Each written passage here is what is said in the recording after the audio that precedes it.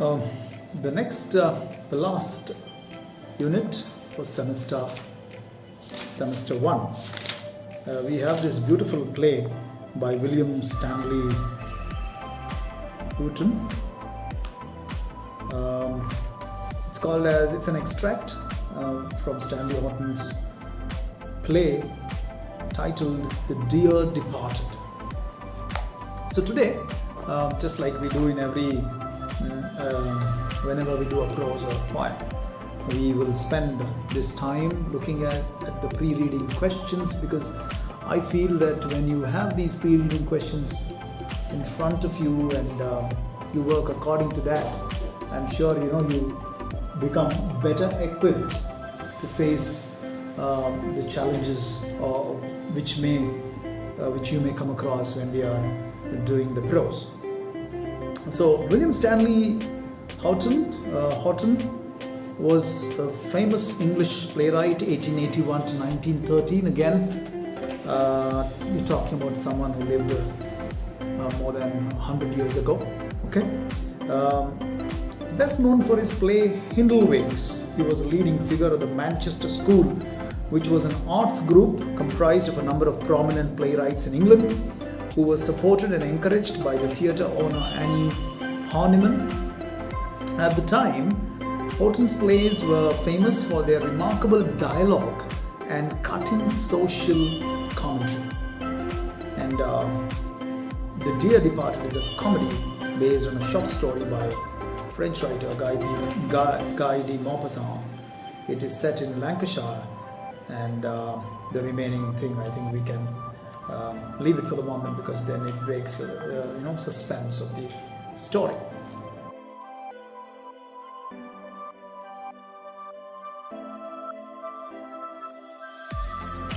Right. So The Dear Departed, we have just two pre-reading questions, but I would want to spend time here trying to understand the prose lesson, but more importantly trying to understand the complexities of life itself.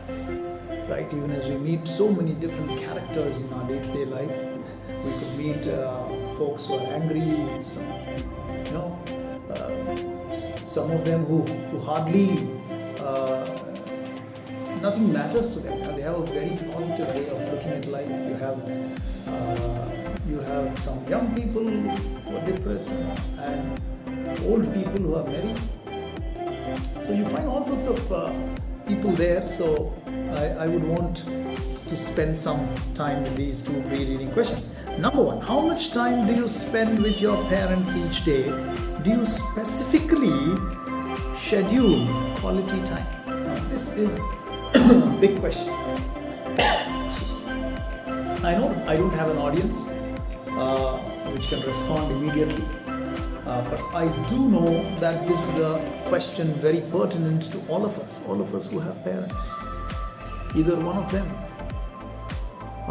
Ask someone who doesn't have parents and they will tell you how much they miss them. And I'm also talking about a time where the bonds between parents and children are, in most cases, better in terms of how parents treat their children. I'm not saying we have an ideal family situation. We do have a lot of problems in the modern world that we live in, materialistic world, where many times both the parents have to work very hard to support the family, and they hardly can give some time to their children.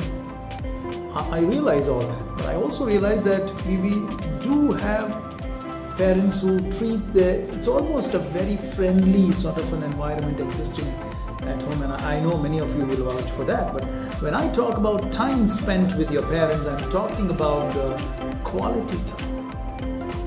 When was the last time the entire family got together and had a meal?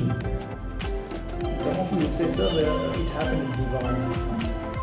Why doesn't it happen every day? It doesn't happen at my home because of the telly many times. All four of us together having a meal it doesn't happen. I'm not just talking about that particular, but it's a very, very important time. But then, maybe because we are all so occupied, it's three most of the time in our case. Three of us having a meal together, not four, unless it's a big occasion. In the same way, quality time, when you talk about quality time, we're also talking about what type of communication exists between parents and kids. This is a very pertinent question. I want you to pay careful attention, have a pencil or a pen and just note down some of these points. What sort of time do you spend with your parents? If it is it really quality time or is it just plain communication? After all, the relationship deserves quality time before you realize it's too late. So I will share a real incident with you from my own life. This happened sometime in the year 2010 when I had come back from a teaching assignment for about 3 years. I was working in Saudi Arabia and I was back. My dad and I didn't have so much of communication because I was away from the country. And when I came back, I think I met my dad on 2 or 3 occasions. But there were these times when I was guilty of not having a long conversation with him because of my schedule. I was looking for a job and he would call me and I would speak to him, but I couldn't give that quality time. And on October 1st, 2010, the night of on that day, I think it was the 30th September, late night, 1 o'clock, something like that, 2 o'clock, I got a call saying that he had a cardiac arrest and he passed away. Now, it was a very difficult thing for me, although I didn't express it on that day itself. On the next day, on the day of burial, when his coffin was being taken to the grave, it was very difficult for someone to control me and my emotions because I just broke down. Now, why did that happen? It happened because there was a severe lack of communication between me and my dad because of factors related to time and space. I was away for a long time. I came back. I was busy with my own life. And within no time, he was no more. So these are things that could happen and it could leave you in huge trauma. I know it's not something that you would want to listen to, but this happened with me and I don't want this to happen with others. Some of us don't share good relationship with our parents. I know parents are demanding, parents are, they sometimes seem unreasonable. But then I think we need to try to maintain good relationship as far as we can, as much as we can. So how much quality time do you spend is a question that you need to ask yourself. And if you're not spending quality time with your parents, whatever is stopping you from doing it, I think you need to start doing that. You need to start doing that because that makes a huge difference in the way your relationship shapes up for your future. And that's something that I can share with you from my own experience. So I want you to write down some of these things. 2 questions there. How much time do you spend with your parents each day? Do you specifically schedule quality time? Does that really happen? I don't know whether it happens. If it happens, it's great. But if it's not happening, I think you need to put in that effort to schedule quality time so that at least on the weekends you spend time together for lunch, take them out somewhere, you all go out somewhere and have a nice conversation. Conversations between parents and children is something that we don't see happening so much nowadays. Now, how does this matter? Because we see in this particular story 2 daughters, okay? The first daughter's name is Amelia and the other daughter's name is Elizabeth. Okay, we have two daughters, and obviously their husbands, and Amelia's daughter as the dynamic characters of this particular play. There is one static character who plays a very important role, and that is Amelia and Elizabeth's father, whose name is Abel Merriweather. That's the reason why we are talking about relationship between parents and their children, because here, in a very sarcastic manner, through humor, Stanley Horton has written a beautiful play called As Dear Departed, and he brings out these emotions. He brings out what type of a relationship these daughters share with the father, what type of relationship the father shares with them, and what type of a relationship does the granddaughter have with the grandfather. The granddaughter's name is Victoria. Right. So we move to the second question, and I hope you are all making short notes. Do make short notes, because these short notes is what is going to form the crux of the lesson, where we are going to spend 2 or 3 sessions discussing some of these aspects. And I every time I make it a point to tell my students that I don't believe in just reading what is there. Reading to comprehend, reading between the lines are 2 techniques that you will learn through my sessions. Right. The second question that we have in the pre-reading part is, do you think people sometimes pretend to be better than they are? This is not related to parents, okay? Do you think people sometimes pretend to be better than they are, or behave in a way very different from their true nature for financial benefits? I think this is something that we all have a pretty good knowledge about, because India is a society where whether you like it or not, the parents are actually saving and earning for their children. It's very different from how it is in the West.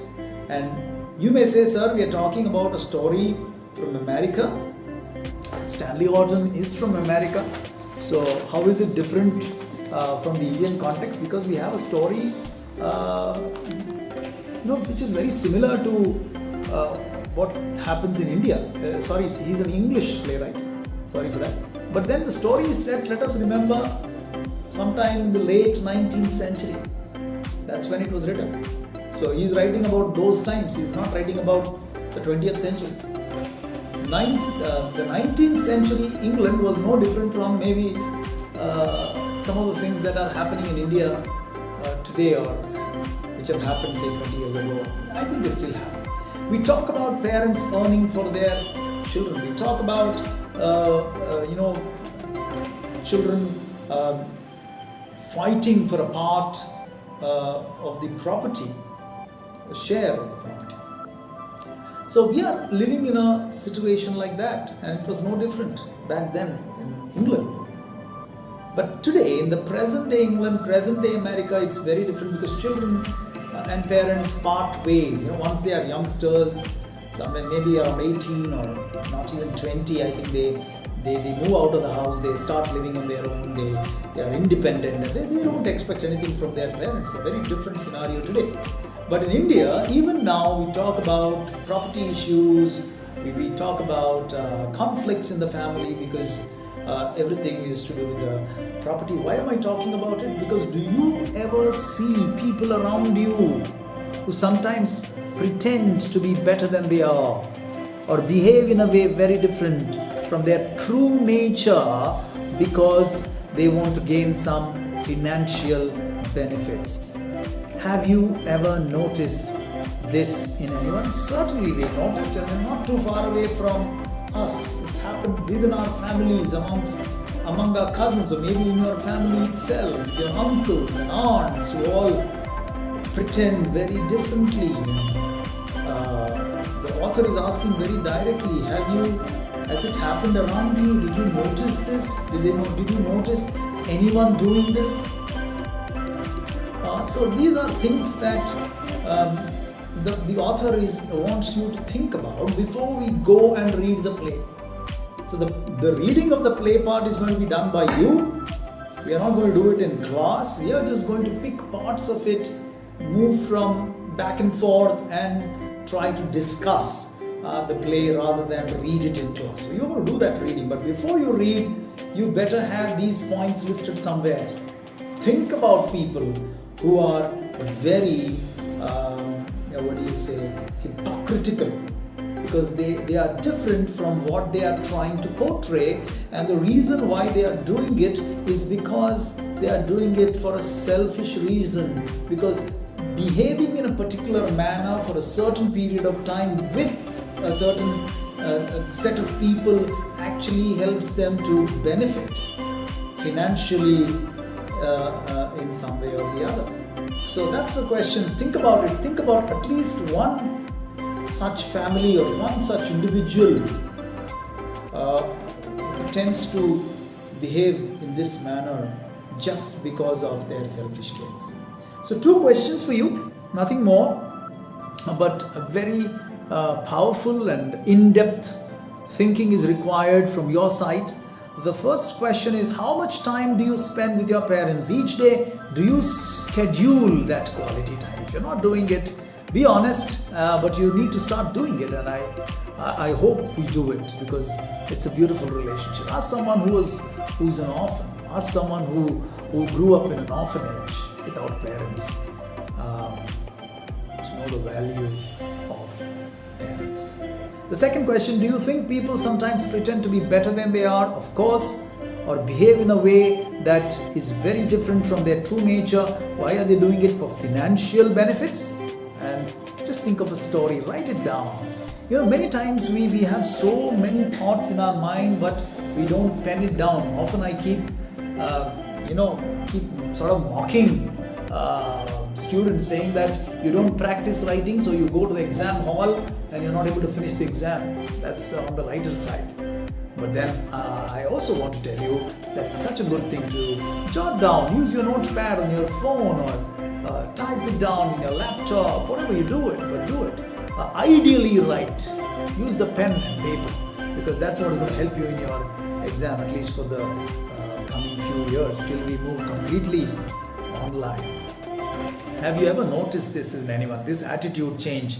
And I want you to note it down. So after these 2 questions, I don't have much. I'm not going to introduce you to the characters, or maybe I'll just introduce you to the just who they are, the names. But I want you to read the play. We are not going to read the entire play in class.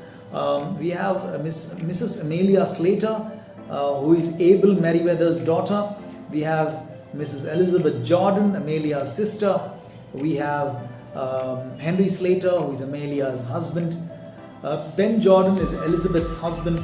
Victoria Slater is the granddaughter, Amelia's 10-year-old daughter, and Abel Merriweather is the old man, Amelia and Elizabeth's father, around whom